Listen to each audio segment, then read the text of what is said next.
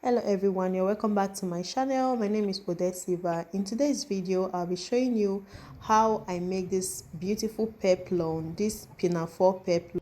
This pinafore is very beautiful. It's irreversible. You can see I can wear it on both sides.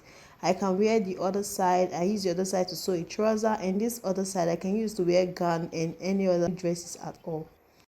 These are the two different fabric I'll be using to sew this pinafore. I started first by marking a straight line, which is my shoulder measurement. So the shoulder measurement is, my shoulder measurement is 8 inches. So I'll minus 1 from this 8 inches and it will be giving me 7 inches.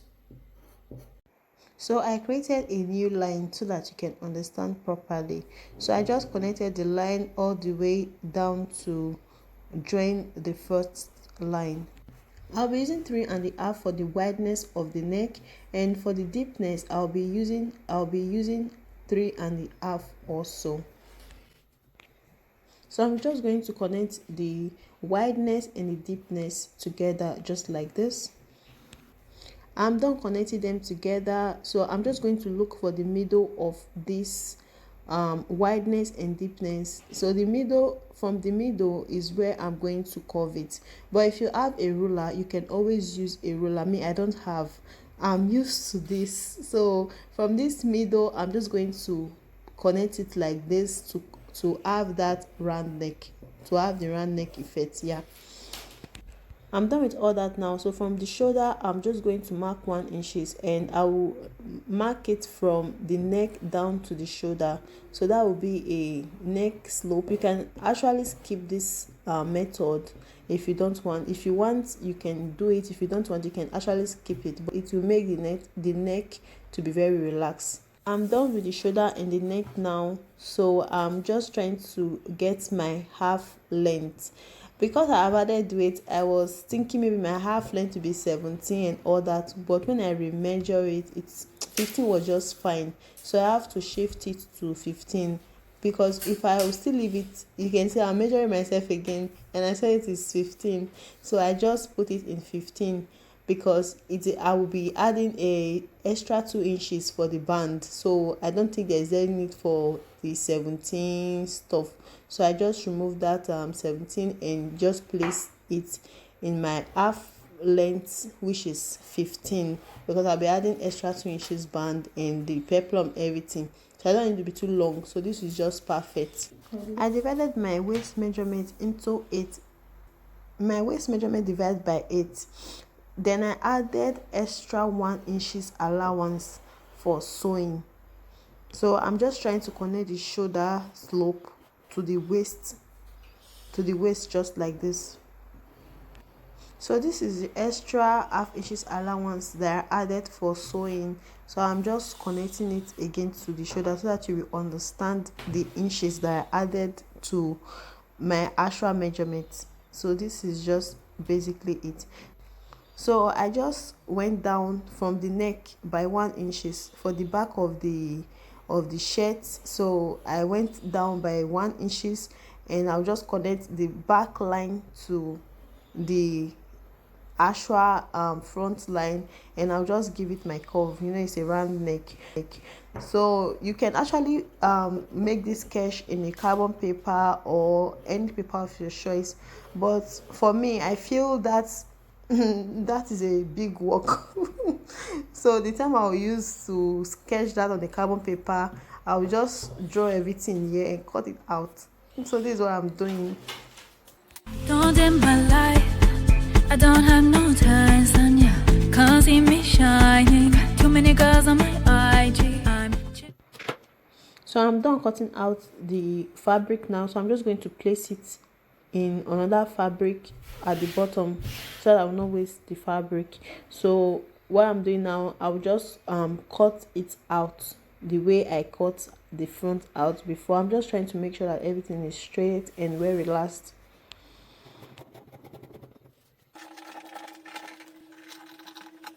I'm just cutting out the front neck now. You know, I cut it out the back before, but it was not really the back.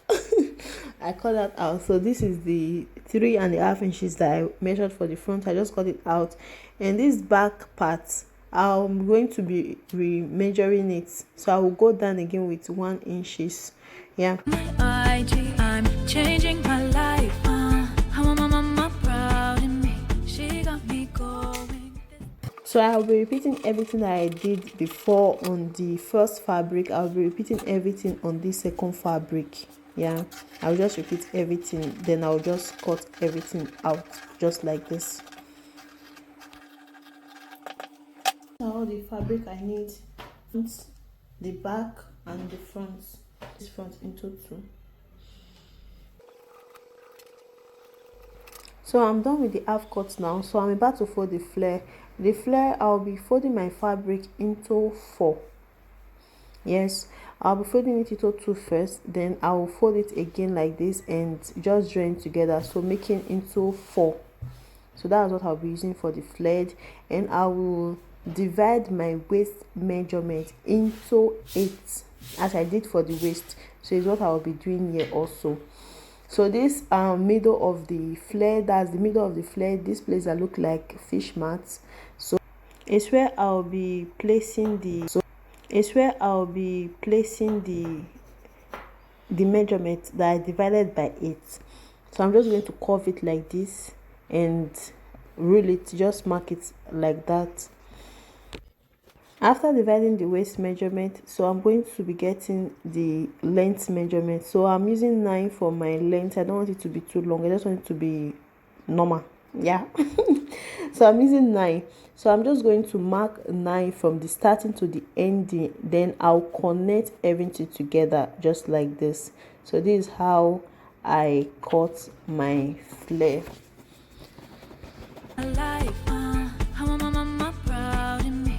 She got me going. This friend took all my freedom. Cause I'm a big propeller, save the remorse. Go jealous, cause I did banana. I'm a big propeller, save the remorse. Go jealous, cause I did banana. I'm a big propeller, save the remorse. Go jealous.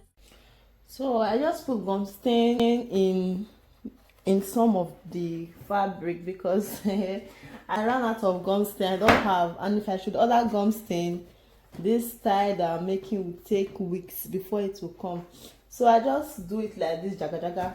But if you want to do yours, I did not advise you to do yours like this. So you see the way I just go, I just patch everything. I just patch everything together. But if you want to do yours, I'm not advising you to do yours like this. If you have gum stain, you have to gum stain everything full. You understand? So that's it though. And the most importantly, just this flare. I want to just stand this peplum for it to just stand a bit. But I see that I have gum stain, so I just manage and put it like this. So anyhow now, we'll manage it. So what I'll be doing first is I'll be joining this back to the front. So I'll be joining the 2 shoulder. I'll be joining this 2 shoulder just like this. So for the flared, I'm just going to be cutting one part. So I'll be tearing one part like this. Like this. If you have a pin, you can pin it down, but I'm just going to sew it right away. I've sewed all the flared around, so I'm just trying to draw a pattern at the beginning of the flared, like a C pattern.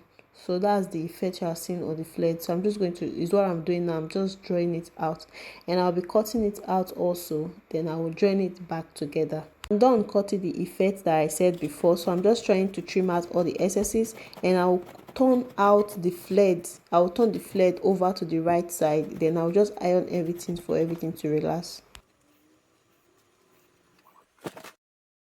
I'm just trying to notch the edges, then I will iron everything very well and turn it out. So I just turned the flared out now, so I'm just going to give it a very good iron for everything to relax very well.